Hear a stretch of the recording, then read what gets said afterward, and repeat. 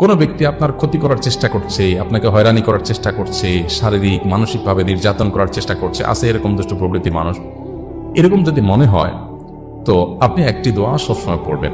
নবী করিম সাল্লাল্লাহু আলাইহি ওয়াসাল্লাম কোনো ব্যক্তি তার ক্ষতি করতে পারে এরকম আশঙ্কা বোধ করলে তার ক্ষতি থেকে বাঁচার জন্য এই দোয়া পড়তেন। দোয়াটা হলো আল্লাহুম্মা ইন্না নাজআলুকা ফি নুহুরিহিম ওয়া নাউযু বিকা মিন শুরুরিহিম। আল্লাহুম্মা ইন্না নাজআলুকা ফি নুহুরিহিম ওয়া নাউযু বিকা মিন শুরুরিহিম। অর্থাৎ, হে আল্লাহ, যারা আমার ক্ষতির চেষ্টা করছে, শত্রুতা করার চেষ্টা করছে,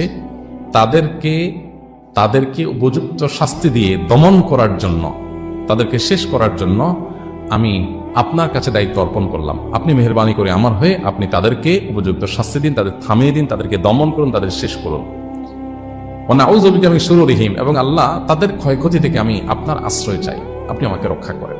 নবী করিম সাল্লাল্লাহু আলাইহি ওয়াসাল্লামের এই দোয়াটা খুবই অর্থবহ একটা দোয়া। এই জন্য জীবনে কখনো কোনো শত্রু আমাদের নবী সাল্লাল্লাহু আলাইহি ওয়াসাল্লামের কোনো ক্ষতি করতে পারেনি।